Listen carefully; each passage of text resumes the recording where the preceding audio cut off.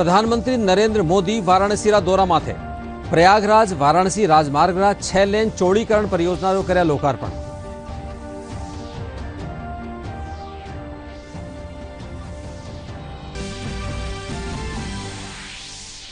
प्रदेश में बढ़ता कोरोना संक्रमण के मद्देनजर कंटेनमेंट जोन में 31 डिसेम्बर तक रहेला लॉकडाउन। गृह विभाग रात्रिकालीन कर्फ्यू दायरो बढ़ार कर्यो 8 से 13 जिला में।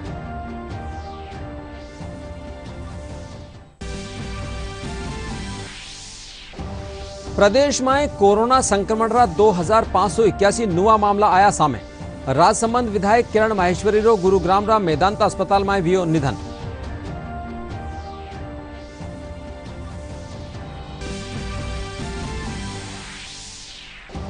प्रदेश 21 जिला में जिला परिषद और पंचायत समिति सदस्या तीसरा चरण रो मतदान काले 7,964 मतदान केन्द्र माथे 57 लाख सु बत्ता मतदाता डालेला वोट।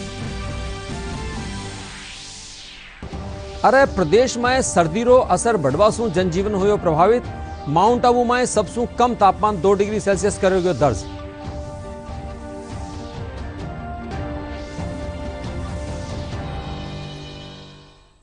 राजस्थानी समाचार में आपरो घणो घणो स्वागत सा। मैं राजेंद्र हंस। अब समाचार विगतवार। प्रधानमंत्री नरेंद्र मोदी आज आपरा संसदीय क्षेत्र वाराणसी दौरा माथे रेवेला। प्रधानमंत्री प्रयागराज वाराणसी राजमार्ग का 6 लेन चौड़ीकरण परियोजना लोकार्पण कर्या। प्रधानमंत्री देव दिवाली कार्यक्रम में भी भाग लेवेला। 6 लेन चौड़ीकरण परियोजना का बटन दबाकर लोकार्पण करें। बटन दबा, पर्दा हटा, शिलापट का अनावरण काशी वासियों को विकास का एक नया उपहार। उत्तर प्रदेश में विकास की तेज रफ्तार का एक नया अध्याय इस राजमार्ग के लोकार्पण के माध्यम से। बहुत बहुत धन्यवाद माननीय प्रधानमंत्री जी। देव दीपावली और गुरु नानक देव जी के प्रकाशोत्सव पर आज काशी को आधुनिक इंफ्रास्ट्रक्चर का एक और उपहार मिल रहा है। इसका लाभ काशी के साथ ही प्रयागराज के लोगों को भी होगा। आप सभी को बहुत बहुत बधाई। मुझे याद है साल 2013 में मेरी पहली जनसभा इसी मैदान पर हुई थी। भाई और बहनों, आस्था से जुड़ी जगह हो या फिर किसी विशेष काम की, लोग कहीं भी आने जाने से पहले ये जरूर देखते हैं कि वहां आना जाना कितना आसान है।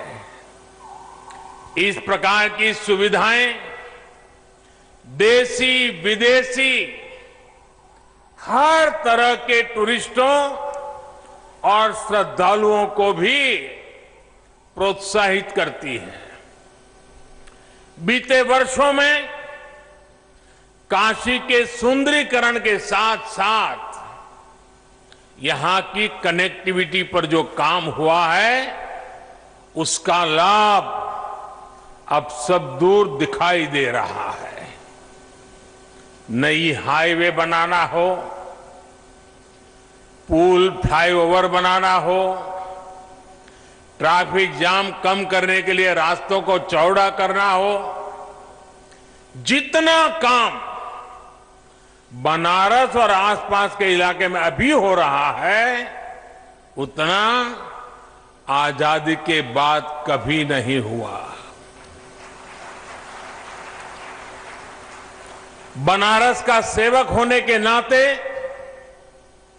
मेरा प्रयास यही है कि बनारस के लोगों की दिक्कतें कम हो, उनका जीवन और आसान बने।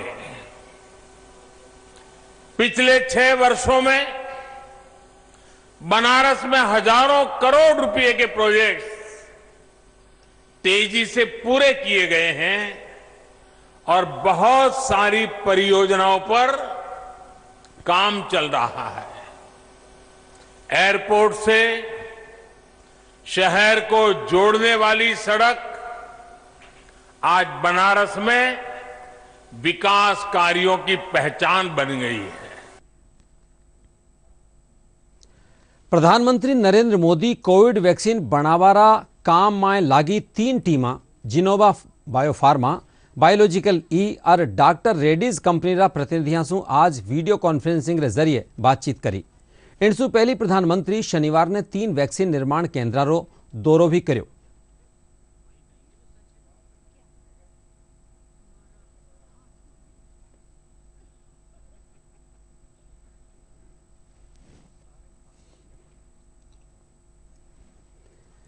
प्रदेश में बढ़ता कोरोना संक्रमण के मद्देनजर अब शहरारा न्यारा क्षेत्रा में कंटेनमेंट जोन चिन्हित कर 31 दिसंबर ताईं लॉकडाउन रहेला। गृह विभाग 131 दिसंबर ताईं जारी गाइडलाइन में इनरी सख्ती से पालना करवाड़ा निर्देश जारी किया है। कंटेनमेंट जोन में केवल जरूरी गतिविधियां ही संचालित रह सकेली। वटई सरकार रात्रिकालीन कर्फ्यू दायरो बढ़ार इनने 8 से 13 जिला में कर दियो है। अब यह नागौर, पाली, टोंक, सीकर और श्रीगंगानगर में भी रात 8 से सुमारे 6 बजे ताईं लागू रहेला। इनसु पहली जयपुर, कोटा, जोधपुर, बीकानेर, उदयपुर, अजमेर, अलवर और भीलवाड़ा में पहली से ही कर्फ्यू लागेड़ो है। नई गाइडलाइन में प्रदेश में 31 दिसंबर ताईं सिनेमा हॉल, थिएटर, मल्टीप्लेक्स, मनोरंजन पार्क, शिक्षण संस्थावां बंद रखवाने कहो गयो है। प्रदेश में कोरोना संक्रमण रा मामला में थोड़ी गिरावट आई है। स्वास्थ्य विभाग कानीसु जारी आंकड़ा रे मुजब काले संक्रमण रा 2581 नुआ मामला सामने आया है। इन बीच जयपुर में भी करीब 7 दिन पछे संक्रमितारी संख्या घटर 555 माथे पहुंच है। वटई जोधपुर में 395, कोटा में 211, अजमेर में 164, अलवर में 126, उदयपुर में 101 और श्रीगंगानगर में 100 नुआ संक्रमित मिला है। इन बीच 18 और मरीजारी कोरोना से मृत्यु वैगी है। वटई 2556 मरीज ठीक भी हुआ है। राजसमंद सु विधायक और पहली उच्च शिक्षा मंत्री किरण माहेश्वरी रो काले रात ने गुरुग्राम रा मेदांता अस्पताल में निधन वैग्यो। 59 वर्षीय माहेश्वरी ने 28 अक्टूबर ने कोरोना संक्रमित वैगी ही। इनरे पछे 7 नवंबर ने वणा ने एयर एम्बुलेंस रे जरिए उदयपुर सु मेदांता अस्पताल में ले जायो गयो। वणा लारला 22 दिना सु आईसीयू में भर्ती ही। लंग्स में संक्रमण फैलवासू काले रात उनरो निधन वैग्यो। प्रधानमंत्री नरेंद्र मोदी किरण माहेश्वरी रा निधन माथे शोक जताया। ट्वीट कर कहा कि किरण माहेश्वरी रो असामयिक निधन दुखद है। वणा राजस्थान सरकार में रहता हुआ राज्य प्रगति में घणो योगदान दियो है। किरण माहेश्वरी 14वीं लोकसभा में उदयपुर सु सांसद रही, जबकि 1994 चुनाव जीतर उदयपुर री सभापति बनी। इके पछे 2002 से 2003 ताईं भाजपा री राष्ट्रीय कार्यकारिणी री सदस्य भी रही। 2008 में वो राजसमंद सु विधायक भी रही और हाल ही वह विधायक के पद पर भी थी।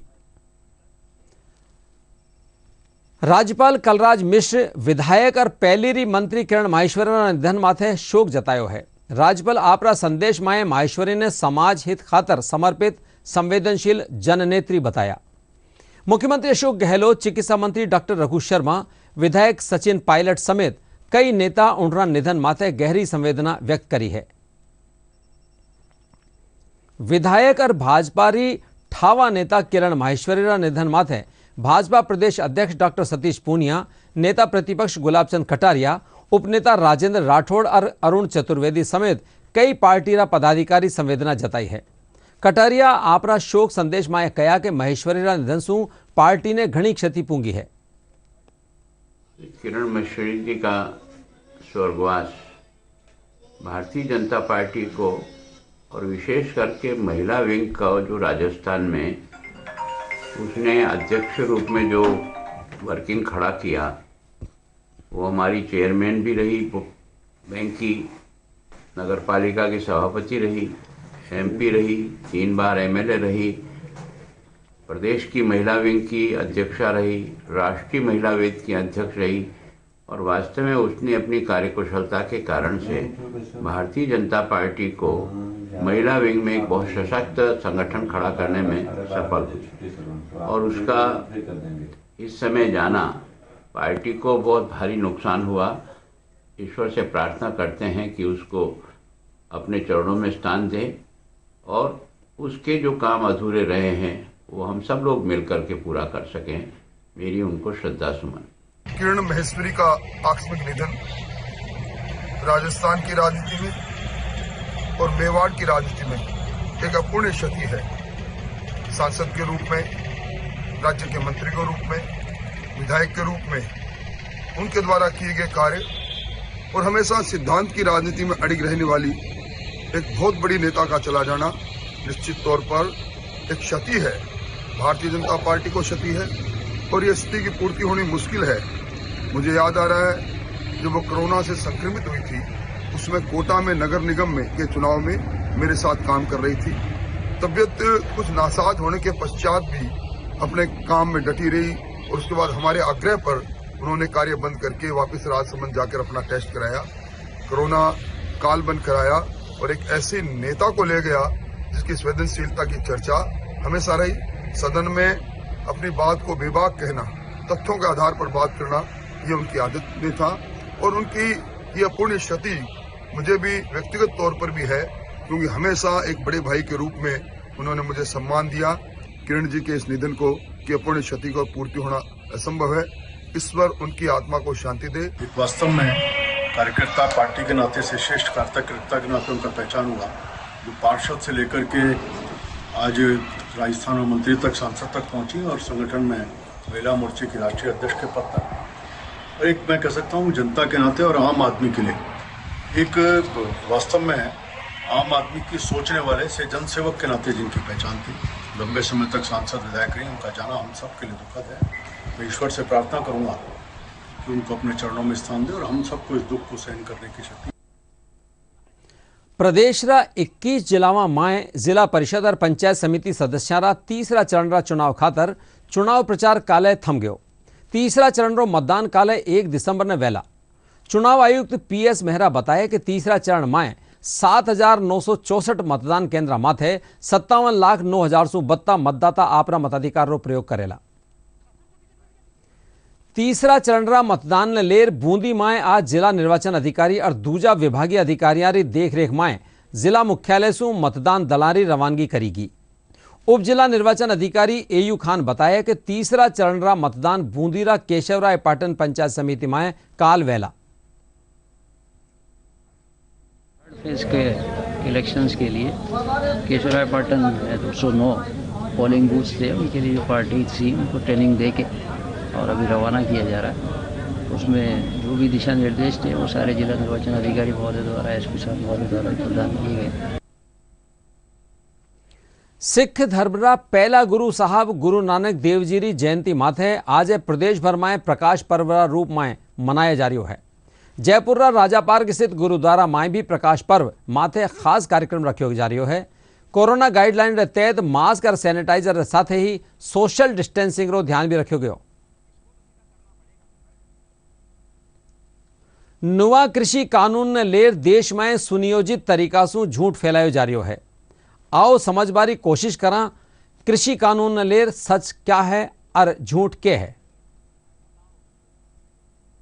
जरा हम समझने की कोशिश करते हैं कृषि कानूनों के आईने में, समझने की सच क्या है और झूठ क्या है। तो झूठ ये बार बार फैलाया जा रहा है न्यूनतम समर्थन मूल्य के बारे में कि किसान बिल असल में किसानों को न्यूनतम समर्थन मूल्य न देने की साजिश है। सच क्या है जरा इस पे नजर डालते हैं। सच ये है कि किसान बिल का न्यूनतम समर्थन मूल्य से कोई लेना देना नहीं है और MSP दिया जा रहा है और भविष्य में भी दिया जाता रहेगा। ये हम आंकड़े में भी आपको थोड़ी देर बाद हम बताएंगे और ये आंकड़े इस बात की पुष्टि करते हैं। एक झूठ कि मंडियों का क्या होगा और झूठ ये फैला जा रहा है कि अब मंडियां खत्म हो जाएंगी। सच ये है, जरा सच पे हम नजर डाल लेते हैं। सच ये है कि मंडी सिस्टम जैसा है वैसा ही रहेगा, उसके बारे में कुछ भी नई बात नहीं कही गई है। तो मंडी सिस्टम भी बरकरार रहेगा, जैसा कि ये तथ्य भी आपको दिखा रहा। अगली बात कि किसान विरोधी है जो तमाम बिल हैं, 3 बिल की बात जो हो रही है, झूठ ये फैलाया जा रहा है कि किसानों के खिलाफ है किसान बिल, लेकिन सच क्या है? सच ये है कि किसान बिल से किसानों को आजादी मिलती है। अब किसान अपनी फसल किसी को भी कहीं भी बेच सकते हैं और इससे वन नेशन वन मार्केट स्थापित होगा और साथ साथ जो बड़ी फूड प्रोसेसिंग कंपनियों के साथ पार्टनरशिप करके किसान ज्यादा मुनाफा कमा सकेंगे। ये बात जो है शायद उस तरह से सामने नहीं आ रही है और इस सच को समझने की जरूरत है। एक बड़ी बात कि बड़ी कंपनियां शोषण करेगी। झूठ यह फैलाया जा रहा है कि कॉन्ट्रैक्ट के नाम पर बड़ी कंपनियां किसानों का शोषण करेंगी। सच क्या है? सच यह है कि समझौते से किसानों को पहले से तय दाम मिलेंगे, पहले से दाम तय हो जाएगा और वही दाम मिलेंगे, लेकिन किसान को उसके हितों के खिलाफ नहीं बांधा जा सकता है। इसके भी प्रावधान हैं। किसान उस समझौते से कभी भी हटने के लिए स्वतंत्र होगा अगर लगे नुकसान हो रहा है, इसलिए उससे कोई पेनल्टी नहीं ली जाएगी। ये प्रावधान किए गए हैं तमाम कानूनों में जिसकी बात हो रही है। एक और झूठ फैलाया जा रहा है कि किसानों की जमीन पूंजीपतियों को दे दी जाएगी। ये झूठ फैलाया जा रहा है। सच यह है कि बिल में साफ तौर पे यह कहा गया है कि किसानों की जमीन की बिक्री, लीज और गिरवी रखना पूरी तरह प्रतिबंधित है। समझौता फसलों का होगा, जमीन का नहीं। यह बात बहुत ध्यान में रखने वाली बात है। एक और बात कही जा रही है, एक और झूठ फैलाया जा रहा है कि किसानों को नुकसान है इससे। और झूठ क्या है कि किसान बिल से बड़े कॉरपोरेट को फायदा है, किसानों को नुकसान है। सच क्या है जरा हम जान लेते हैं। सच ये है कि कई राज्यों में बड़े कॉरपोरेशंस के साथ मिलकर किसान गन्ना, चाय, कॉफी जैसी फसल उगा रहे हैं जो कैश क्रॉप है, और अब छोटे किसानों को ज्यादा फायदा मिलेगा और उन्हें तकनीक और पक्के मुनाफे का भरोसा भी मिलेगा। ये सच है। अब जरा इन तमाम चीजों को आंकड़ों के जरिए समझने की कोशिश करते हैं। आंकड़े जमीन पर जो हैं वो क्या कहते हैं। तो पहले हम देख लेते हैं कि क्या क्या कदम उठाए गए हैं अभी तक का जो है किसान कल्याण जिस तरह से सरकार की प्राथमिकता रही है। किसानों की आय दोगुना करने पर तेजी से काम हो रहा है। उसी की श्रृंखला में इन कदमों को भी, इन कानूनों को भी देखा जाना चाहिए और देखा जा रहा है, जिसका फायदा भी मिल रहा है और वो आंकड़े भी आपके सामने आएंगे। इसके बाद क्या, किसानों को बिचौलियों के चुंगल से आजादी मिल रही है। अब सीधे उन तक मुनाफा, जो बीच में जो बिचौलिए थे, जो नुकसान करते थे, उनको एक तरह से बाहर किया गया है। उपज को इच्छानुसार मूल्य पर बेचने की स्वतंत्रता दी गई है। ये बात समझने की जरूरत है। साथ साथ किसानों को का बाजार सिर्फ स्थानीय मंडी तक सीमित नहीं होगा, उनकी मजबूरी नहीं होगी, वो देश में कहीं भी बेच सकते हैं जहां उनको फायदा मिलेगा। तो राष्ट्रीय बाजार में नए अवसर अब किसानों के दरवाजे पे है, किसानों के हाथ में है। और आगे देखते हैं क्या बात है कि किसानों का एक देश एक बाजार का सपना सच हो गया है। अब ई मंडी जैसे भी उपाय हैं जिसके जरिए पूरे देश में बेचा जा सकता है। एमएसपी को प्रभावित करने वाला और कुछ भी नहीं है नए कानून में, जैसा मैंने पहले भी कहा और जैसा कि तमाम बिल के प्रावधान भी कहते हैं। सरकार की प्रतिबद्धता जारी रहेगी, ये एमएसपी को लेकर सरकार ने बार बार कहा है और तमाम बयान भी लगातार है, प्रधानमंत्री भी खुद कह रहे हैं। और अब किसानों के पास एमएसपी के अतिरिक्त भी कई विकल्प होंगे, ये हम देख चुके हैं। इसके अलावा एक बड़ी बात यह भी है कि अब विकल्प किसानों के पास होंगे। स्वामीनाथन आयोग की सिफारिशों को, जो पहले की सरकारों ने उस रिपोर्ट को एक तरह से दबा दिया था, स्वामीनाथन आयोग की सिफारिशों को जमीन पर उतारने की पहल हुई है और बड़ी तेजी से और कई प्रावधान लागू किए गए हैं। तो अगर हम आंकड़े देखते हैं, जिसकी बात मैं बार बार कह रहा था कि साल 2014 के बाद क्या हुआ है। गेहूं एमएसपी में 41% की बढ़ोतरी हुई है और खरीद में भी बढ़ोतरी हुई है। धान के एमएसपी में 2014 के बाद 43% की बढ़ोतरी हुई है और खरीद में भी बढ़ोतरी हुई है। मसूर के एमएसपी में 73% की बढ़ोतरी हुई। जरा और जल्दी से जल्दी हम देख लेते हैं। इसके अलावा दूसरे और फसलों की अगर हम बात करें, उड़द के एमएसपी में 2014 के बाद 40% की बढ़त हुई है और इसके साथ साथ मूंग में 60% की बढ़ोतरी हुई है। आप देखिए अरहर में 40% बढ़ोतरी हुई है जहां तक कि एमएसपी की बात है। और सरसों की बात करें 52% की बढ़ोतरी हुई है और 2014 के बाद तमाम चने की बात कर ले 65% की बढ़ोतरी हुई है। और साथ साथ अगर हम दूसरे और फसलों की बात करें तो लगातार बढ़ोतरी हुई है। और गेहूं की खरीद की मात्रा, ये आप जरा आंकड़ा देखिए, गेहूं की खरीद का मात्रा बढ़ा है 73% तक, धान के खरीद का मात्रा 114% तक बढ़ा है। 2014 के बाद के ये आंकड़े हैं जो अपने आप अपनी गवाही देते हैं। और 2009 से 2014 तक का जो है किसानों को मात्र 1.52 लाख मीट्रिक टन दाल खरीदी गई थी सरकार के द्वारा एमएसपी पर। अब देखिए 2014 से 19 के बीच का आप देखिए 76.85 लाख मीट्रिक टन दाल की खरीद हुई। एक बड़ी छलांग हम देख सकते हैं। और ये छलांग देखिए कितना 4,962% की ये छलांग है। तो ये दिखाता है किस तरह से किसान कल्याण प्राथमिकता में लगातार रहा है। और इसके अलावा फसल बीमा से किसानों को एक सुरक्षा कवच मिला है। आओ अब बात करा आपरी और आपनारी सुरक्षा री। कोविड-19 बचाव री दिशा में डीडी न्यूज कानीसू एक खास मुहिम चलाई जा रही है, मास्क अप इंडिया। आओ जाना के किन तरह अबार मास्क की वैक्सीन है और सबसे सुरक्षा खातर क्यों जरूरी है मास्क। वैश्विक महामारी कोविड-19 जिसका कहर संपूर्ण मानव जाति को अपनी आगोश में ले चुका है। टीका या दवाई उपलब्ध होने तक महामारी के खिलाफ मानवता की जंग जारी है। ऐसे में सबसे जरूरी है सावधानी और बचाव। फेस मास्क कोरोना से रोकथाम का सबसे प्रभावी उपाय साबित हुआ है। विश्व स्वास्थ्य संगठन और विशेषज्ञों की शोध का भी यही निष्कर्ष है कि मास्क से मुंह और नाक को अच्छी तरह ढककर कोरोना संक्रमण को कम किया जा सकता है। कोरोना संक्रमण से बचाव के लिए मास्क पहनने के साथ ही जरूरी है मास्क को सही तरीके से पहनना। बहुत से लोग मास्क से नाक और मुंह को सही तरीके से नहीं ढकते हैं, जिससे संक्रमण का खतरा बना रहता है। बिना मास्क या फेस कवर के घर से बाहर निकलने की अभी कल्पना करना भी सही नहीं है। जुड़िए डीडी न्यूज की खास मुहिम मास्क अप इंडिया के साथ। मास्क पहने और अपने मुंह और नाक को अच्छी तरह ढके। अपने परिवार के सदस्यों और दोस्तों को मास्क पहनने के लिए कहें। Mask up India, mask up India. DD news के माध्यम से सबको बताना है, कोरोना को हराना है, मास्क जरूर लगाना है। Mask up India, mask up India, mask up India.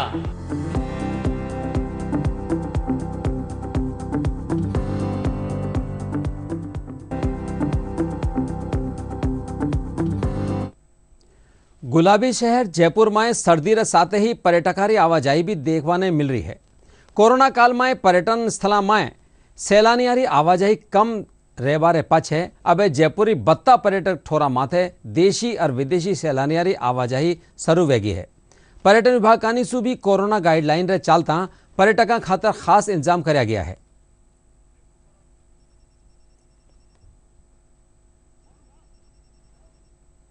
हमने यहाँ पर हवा महल देखा, बहुत अच्छी जगह थी वो। अभी हम काशीपुर का किला देखने जा रहे हैं, वो भी बहुत अच्छी जगह है। और ये जल थल देखने आए हैं, ये भी बहुत अच्छी जगह है, देखने में काफ़ी अच्छा लग रहा है। राजस्थान में वैसे घूमने लायक बहुत जगह है और इसलिए हमने जयपुर को भी चुना था। इसमें उदयपुर भी जाना है, अभी हमें आगे उदयपुर जाएंगे, फिर माउंट आबू होते हुए। तो काफ़ी सारा प्लान है हमारा एक हफ्ते का। प्रदेश में सर्दी रो असर लगातार बढ़ रही है। सबसे कम तापमान राज्य रा एकमात्र पर्वतीय स्थल माउंट आबू में 2 डिग्री दर्ज करो गयो।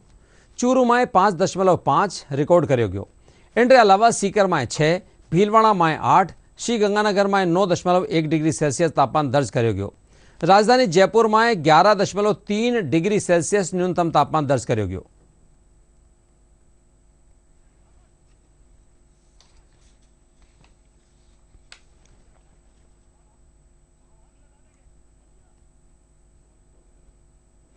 कोविड-19 बचाव खातर देश भर में जागरूकता अभियान चलाया जा रहा है। आओ जाना हाँ कोरोना से बचाव खातर काई हैं ये जरूरी कदम। चलो मिलकर एक शुरुआत करें, चलो एक फैसला आज करें।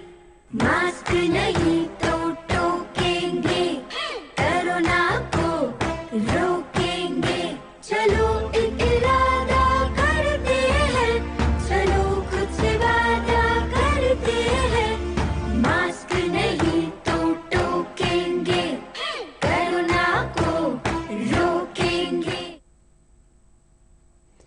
डीडी राजस्थान माथे प्रसारित सगळा समाचार और समसामयिक विषया माथे चर्चा ते माका YouTube channel DD news Rajasthan माथे देख सको हो और खबरारा अपडेट खातर माका Twitter handle @DD news Rajasthan ने फॉलो कर सको हो। और अब मुख्य समाचार एक बार फेरूं। प्रधानमंत्री नरेंद्र मोदी वाराणसी रा दौरा माथे प्रयागराज वाराणसी राजमार्ग रा 6 लेन चौड़ीकरण परियोजना रो कर्या लोकार्पण।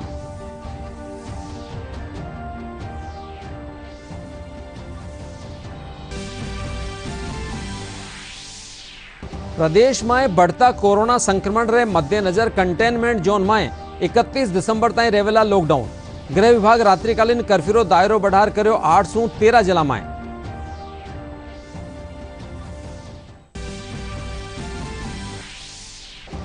प्रदेश में कोरोना संक्रमण रा 2581 नुआ मामला आया सामे। राजसमंद विधायक किरण माहेश्वरी रो गुरुग्राम रा मेदांता अस्पताल में वियो निधन।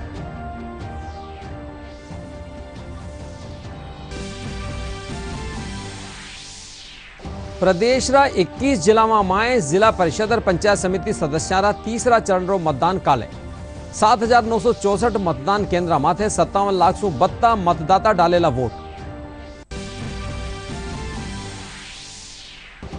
और प्रदेश में सर्दी रो असर बढ़वासु जनजीवन हुयो प्रभावित। माउंट आबू में सबसु कम तापमान 2 डिग्री सेल्सियस करो गयो दर्ज।